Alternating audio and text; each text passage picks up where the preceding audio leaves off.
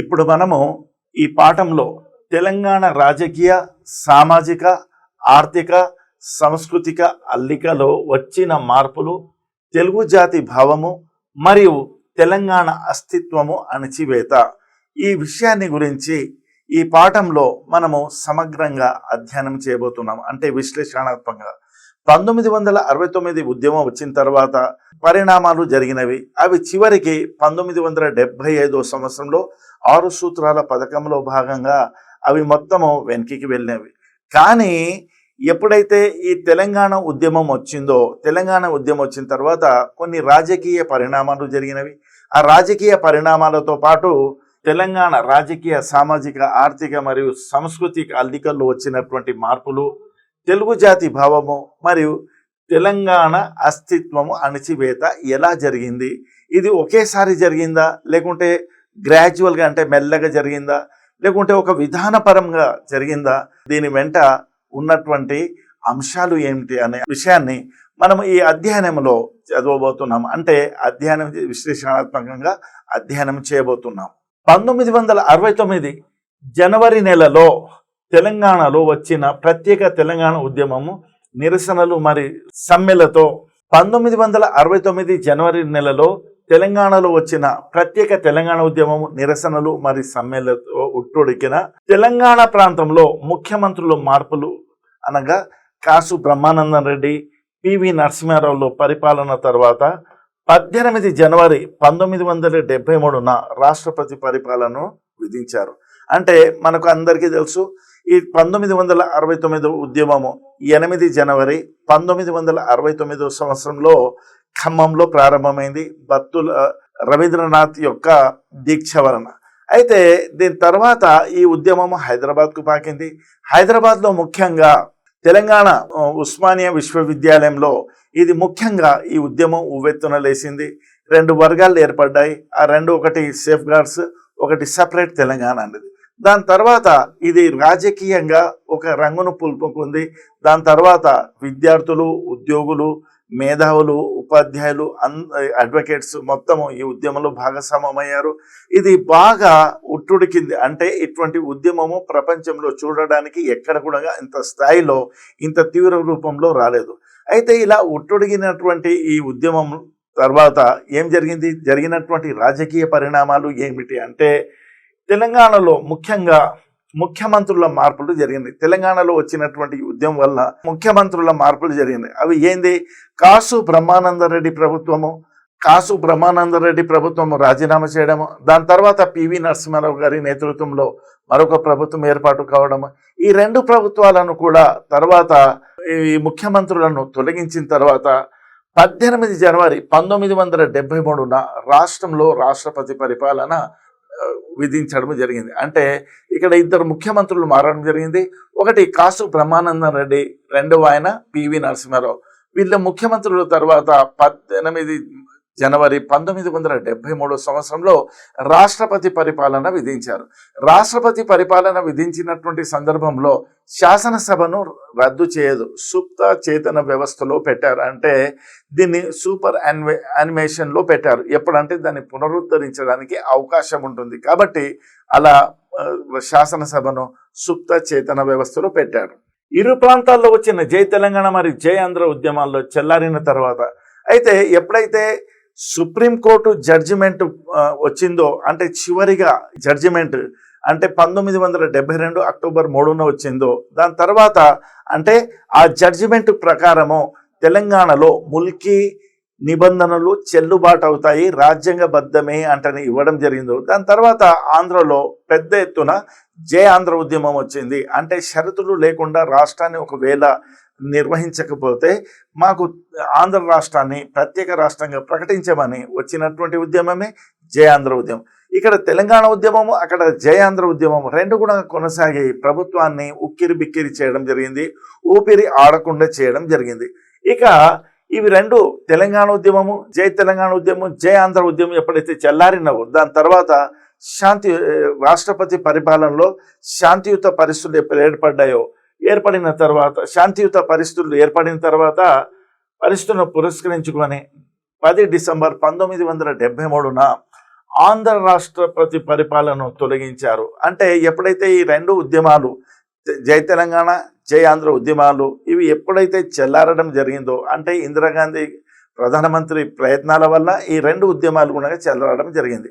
అప్పుడు ఆ సందర్భంలో 1973 డిసెంబర్ 10న రాష్ట్రపతి పరిపాలనను ఈ ఆంధ్రప్రదేశ్ రాష్ట్రం నుండి ఎత్తివేయడం జరిగింది. ప్రధానమంత్రి శ్రీమతి ఇందిరాగాంధీ జలగం వెంగళరావును ముఖ్యమంత్రిగా నియమించారు. ఈ ఎప్పుడైతే రాష్ట్రపతి పరిపాలనను ఎత్తివేయడం జరిగిందో ఆ సందర్భంలో జలగం వెంగళరావును ఆంధ్రప్రదేశ్ రాష్ట్ర ముఖ్యమంత్రిగా ప్రధానమంత్రి శ్రీమతి ఇందిరాగాంధీ గారు ప్రకటించారు. అంటే కాంగ్రెస్ పార్టీ అధ్యక్షురాలు కూడా ఇందిరాగాంధీ గారే ఉండడము, ఆమె ప్రధానమంత్రిగా ఉండడము ఒకే పార్టీ కాబట్టి ప్రధానమంత్రిగా ఎవరిని నిర్ణయించారు? జలగం వెంగళరావు గారిని నియమించారు శ్రీమతి ఇందిరాగాంధీ గారు. అయితే అప్పుడు జలగం వెంగళరావు ముఖ్యమంత్రిగా ప్రమాణ స్వీకారం చేయడం జరిగింది ఆంధ్రప్రదేశ్ రాష్ట్రానికి.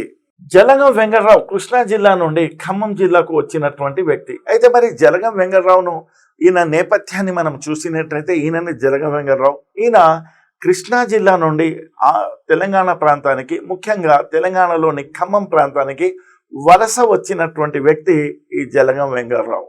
ఇతని రాజకీయ ప్రస్థానము ఖమ్మం జిల్లా నుండి ప్రారంభమైంది. అయితే ఇతని జీవితంలో రాజకీయ ప్రస్థానం అంటే రాజకీయాల్లో ఇతను పాల్గొనడము, రాజకీయంగా ఇతను ఎదగడము, రాజకీయంగా అంటే రాజకీయ పదవులకు ఇతను ఎన్నిక కావడం అనేది ఇది మొత్తం ప్రస్తావన కిందికి వస్తుంది, అంటే ప్రారంభం కిందికి వస్తుంది. ఈ జలగం వెంగళరావు గారు ఎక్కడి నుంచి ఇతని రాజకీయ ప్రస్థానం అంటే ఇతని రాజకీయ ప్రస్థానము ఖమ్మం జిల్లా నుండి అంటే తెలంగాణ నుంచి ప్రారంభమైంది. ఈయన ముఖ్యమంత్రి అయిన తర్వాత 12 ఏప్రిల్ నుంచి 18 ఏప్రిల్ 1975 తేదీలలో జలగం వెంగళరావు ప్రభుత్వము తెలుగు జాతి భావ ఐక్యత ప్రతిపాదికగా మొట్టమొదటి ప్రపంచ తెలుగు మహాసభలను హైదరాబాద్లో నిర్వహించింది.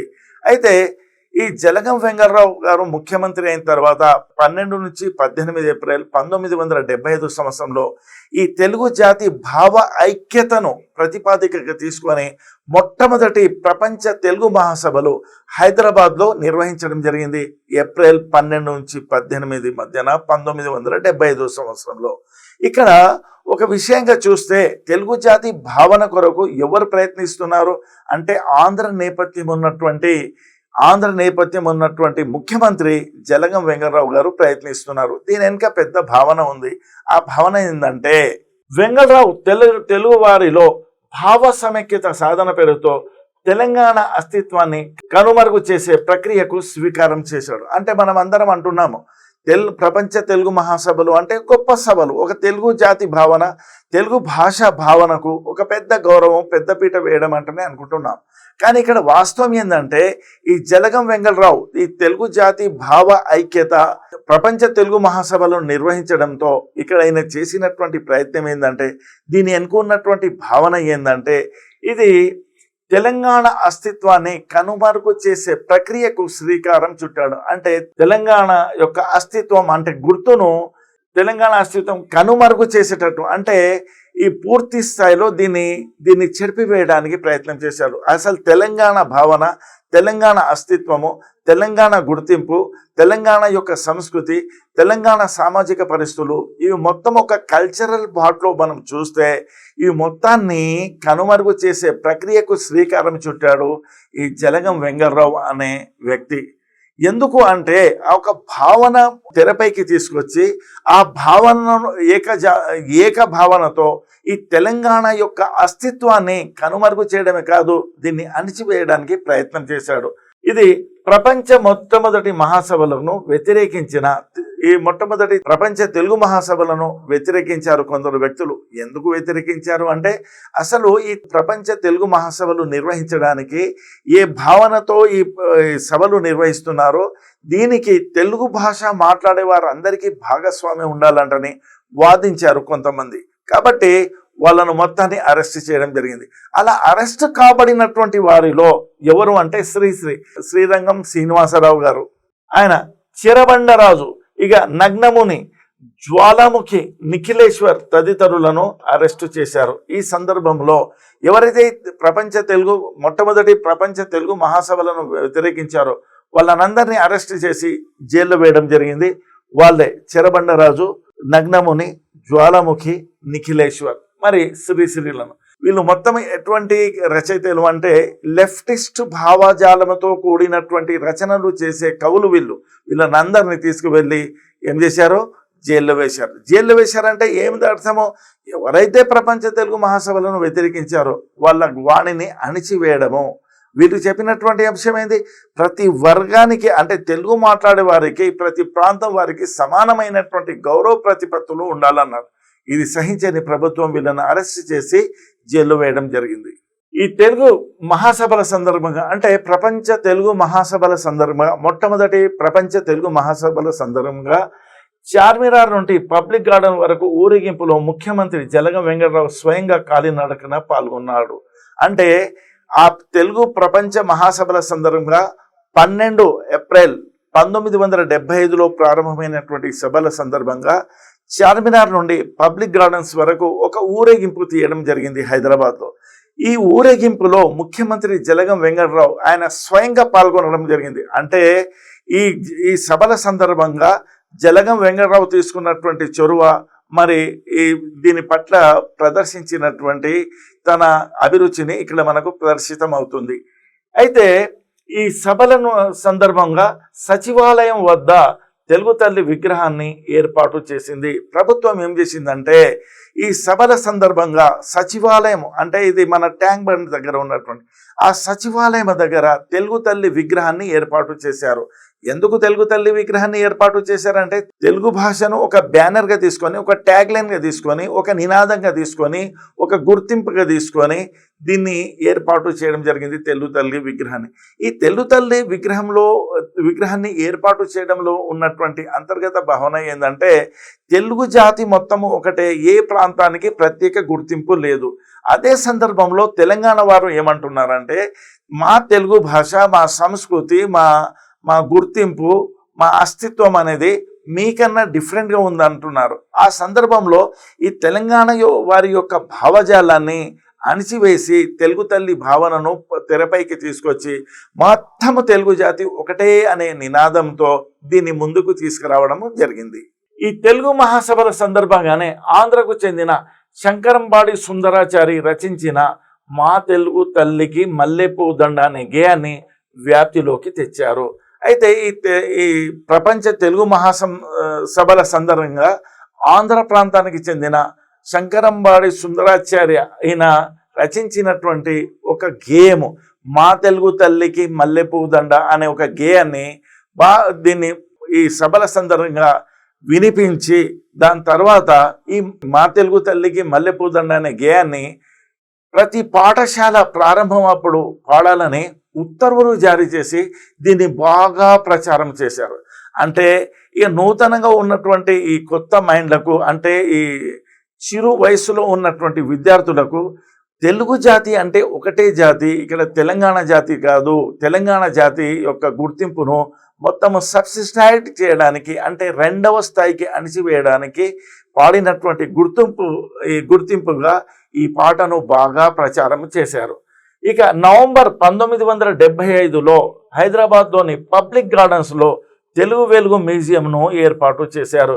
ఇదే సందర్భంలో ప్రపంచ తెలుగు మహాసభలు నిర్ణయించిన ప్రకారము 1975 నవంబర్ నెలలో పబ్లిక్ గార్డెన్స్లో తెలుగు వెలుగు అనే ఒక మ్యూజియాన్ని ఏర్పాటు చేశారు.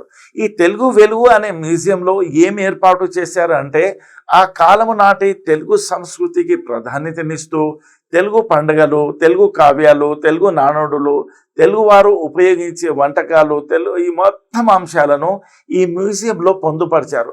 ఈ పొందుపరిచినటువంటి ఈ మ్యూజియంలో ఒక ముఖ్యమైనటువంటి అంశాన్ని గమనించినట్టయితే అవి 90% అవి ఆంధ్ర ప్రాంతానికి చెందుతాయి, 10% మాత్రమే ఈ తెలంగాణ ప్రాంతానికి చెందుతాయి. అటువంటి మ్యూజియంని ఏర్పాటు చేసి దాన్ని దర్శించిన వాళ్లకు ఒక అభిప్రాయం కల్పించాలా, తెలుగు జాతి అంటే ఒకటే, ఇక్కడ ఏ జాతి లేదు, తెలుగు జాతి అంటే అది ఆంధ్ర ప్రాంతము, ఈ రాయలసీమ ప్రాంతము, మరి తెలంగాణ ప్రాంతం మొత్తము తెలుగు జాతియే.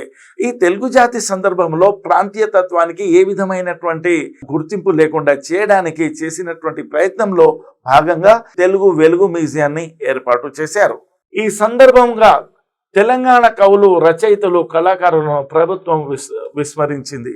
తెలుగు తల్లి, తెలుగు ప్రపంచ సభలు ఇవి మొత్తం మనం చెప్పుకుంటున్నాము. కానీ ఇదే సందర్భంగా ప్రభుత్వము ఈ తెలంగాణ కవులను, తెలంగాణ కళాకారులను, తెలంగాణ రచయితలను విస్మరించిందంటే వీరికి ఏ విధమైనటువంటి గౌరవం ఇవ్వలేదు.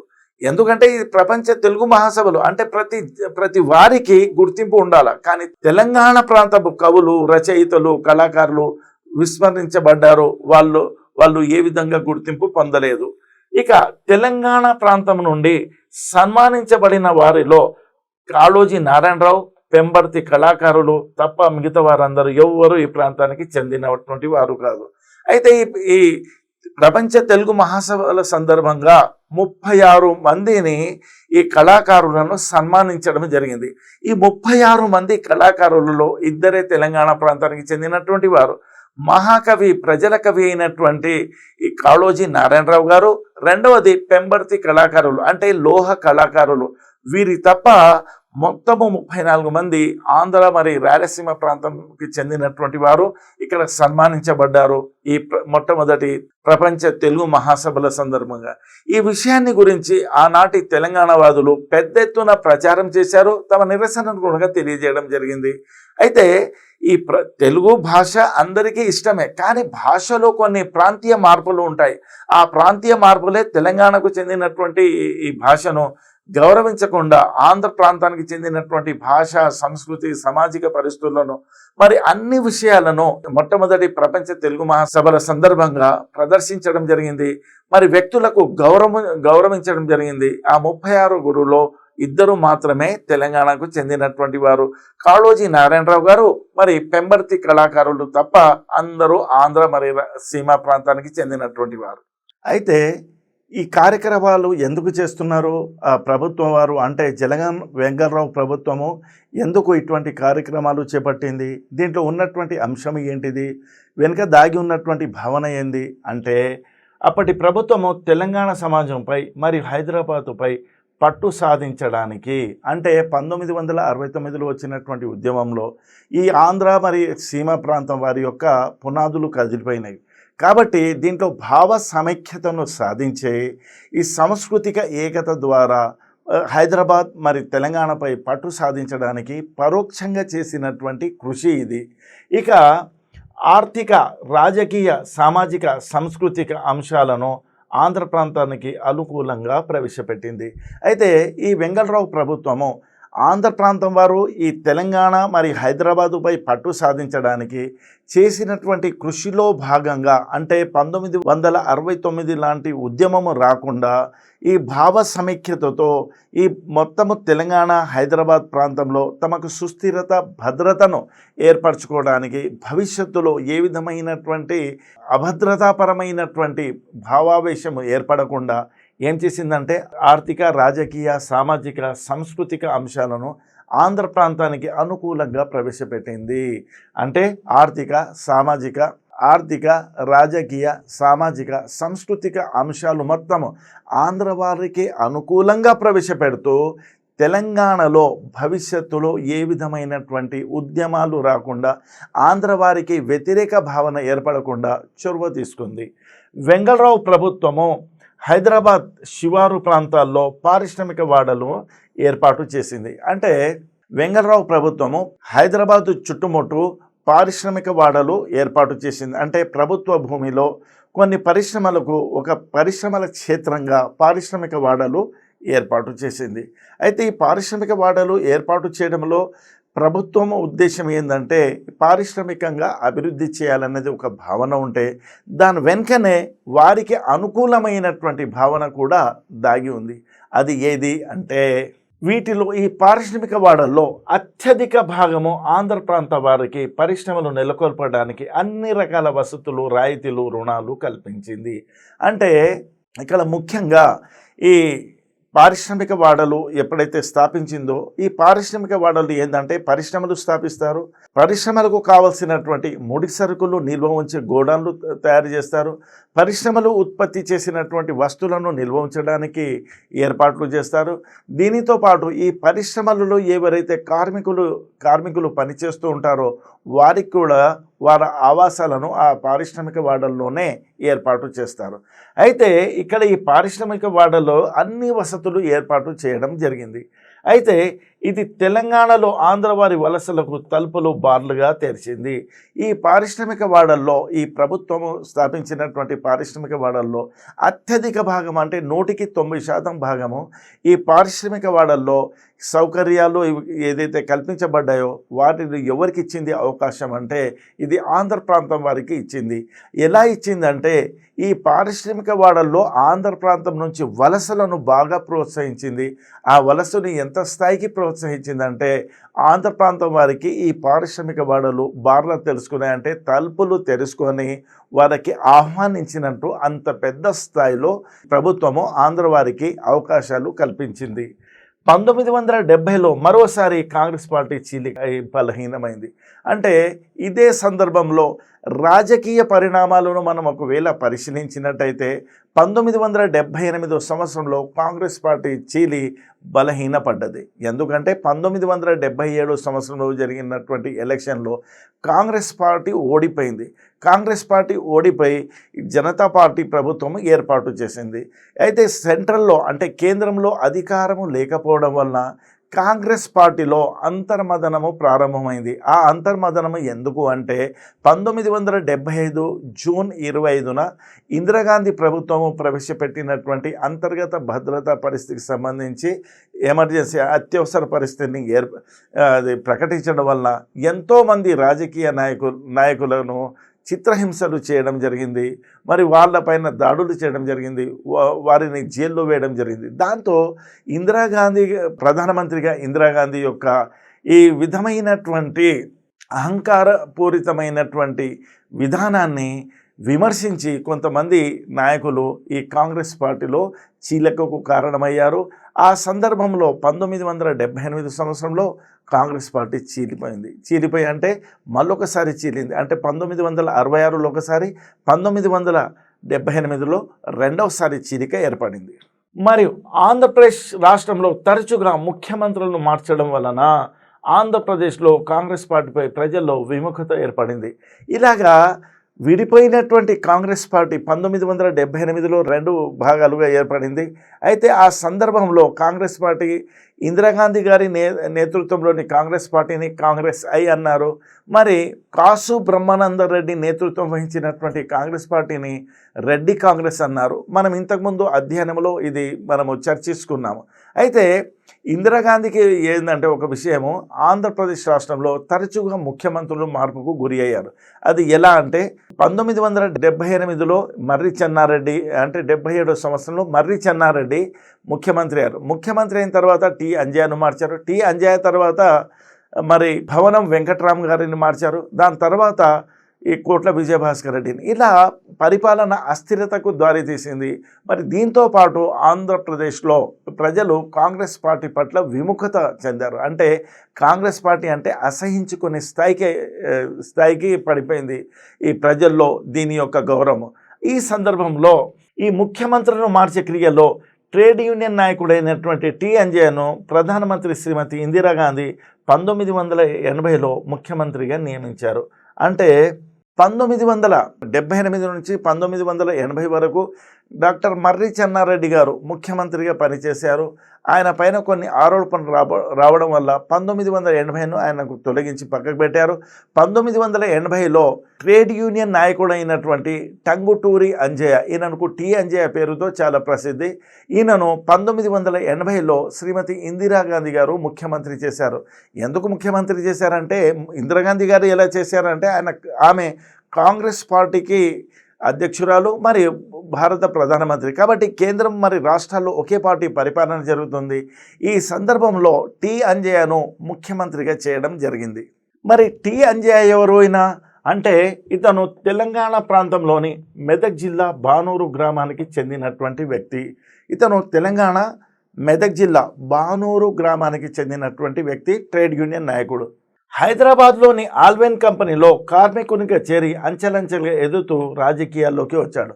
అంటే ఇతను హైదరాబాద్లో ఉన్నటువంటి ఆల్వెన్ కంపెనీ అంటే ఇనుముతో వస్తువులు తయారు చేసే కంపెనీ ఆల్వెన్ కంపెనీ అంట. ఈ కంపెనీలో అతను ఒక కార్మికుడిగా చేరి కార్మిక నాయకుడై దాని తర్వాత అంచెలంచెలుగా ఎదుగుతూ కాంగ్రెస్ పార్టీ నుండి ఎమ్మెల్యేగా ఎన్నికై రాజకీయాల్లోకి రావడం జరిగింది. ఇక ఈయన ముఖ్యమంత్రిగా ఉన్నప్పుడు నాటి కాంగ్రెస్ పార్టీ ప్రధాన కార్యదర్శి హైదరాబాద్ను సందర్శించిన సందర్భంలో టి అంజయ్య గారికి స్వాగత తోరణాలు ఏర్పాటు చేశాడు. అయితే ఇది సహజము. కాంగ్రెస్ పార్టీ ప్రధాన కార్యదర్శిగా రాజీవ్ గాంధీ గారు ఉన్నారు. ఆయన ఎవరు? సాక్షాత్తు ప్రధానమంత్రి యొక్క కుమారుడు. ఆయనకు ఎక్కువ ప్రతిపత్తి ఉంది కాంగ్రెస్ పార్టీలో. అయితే ఆయన హైదరాబాద్ను సందర్శించినటువంటి సందర్భంలో పార్టీ వ్యవహారాలకు సంబంధించి చర్చించడానికి వచ్చినటువంటి సందర్భంలో టి అంజయ్య గారు ఏం చేశారంటే ఆయనకు స్వాగత తోరణాలు ఏర్పాటు చేయడం జరిగింది. అంటే ఆయనకు భావ్యంగా ఆహ్వానించడానికి ఈ స్వాగత తోరణాలను టి అంజయ్య ముఖ్యమంత్రిగా ఉన్నటువంటి కాలంలో ఆయననే స్వయంగా ఏర్పాటు చేశారు. ఇది నచ్చని రాజీవ్ గాంధీ బహిరంగంగా అంజయ్యను అవమానించాడు. ఇక్కడ జరిగినటువంటి సంఘటన ఏంటంటే ఈ స్వాగత తోరణాలు అటువంటి వాటిని ఈ రాజీవ్ గాంధీ గారికి నచ్చదు. ఎందుకంటే ఆయన సాధారణంగా ఆడంబరంగా కాకుండా నిరాడంబరంగా ఉండే జీవితాన్ని ఆయన బాగా ఇష్టపడతారు అంటేనే ఆయననే స్వయంగా ఒక సందర్భంలో చెప్పుకున్నాడు. ఈ స్వాగత తోరణాలు ఏర్పాటు చేయడం నచ్చని ఈ రాజీవ్ గాంధీ అంటే కాంగ్రెస్ ప్రధాన కార్యదర్శి ఆ స్టేజ్ పైననే టి అంజయ్యను ఆయన కొంచెము అవమానానికి గురి చేశాడు. అంటే విమర్శించాడు. ఇవి నచ్చని విషయాలు, ఎందుకు ఇలా చేస్తున్నారు, మీరు ముఖ్యమంత్రి స్థాయిలో ఉండి ఇటువంటి చిచోర పనులు ఎందుకు చేస్తున్నారు అన్నారు అని ఆనాడు పత్రికల్లో బాగా ప్రచారమైంది. అంటే టి అంజయ్యను ముఖ్యమంత్రి స్థాయిలో ఉన్నటువంటి వ్యక్తిని రాజీవ్ గాంధీ ఇలా అవహేళన చేయడం అనేది ఆనాడు పత్రికల యొక్క పతాక శీర్షికలో రావడం జరిగింది. ఇది ఆనాడు పత్రికల్లో బాగా ప్రచారమైంది. అంటే ఒక ముఖ్యమంత్రిని కాంగ్రెస్ పార్టీ ఒక ప్రధాన కార్యదర్శి ఇలాగ విమర్శించడం అంటే అది మొత్తము తెలుగు జాతికే విమర్శ అన్నట్టు పత్రికలు బాగా ప్రచారం చేసినవి. 1982లో ఎన్టీఆర్ రాజ్యసభ సీటుకై ఇందిరాగాంధీని సంప్రదించాడు. ఇదే సందర్భంలో 1982లో ప్రముఖ తెలుగు నటుడు ఎన్టీ రామారావు గారు ఆయన ఏం చేశారంటే శ్రీమతి ఇందిరాగాంధీని కలుసుకొని రాజ్యసభ సీటును ఆశించాడు. అంటే నన్ను రాజ్యసభ సభ్యుడిగా నాకు అవకాశం ఇవ్వండి అంటని ఎన్టీ రామారావు శ్రీమతి ఇందిరాగాంధీని కోరడం జరిగింది.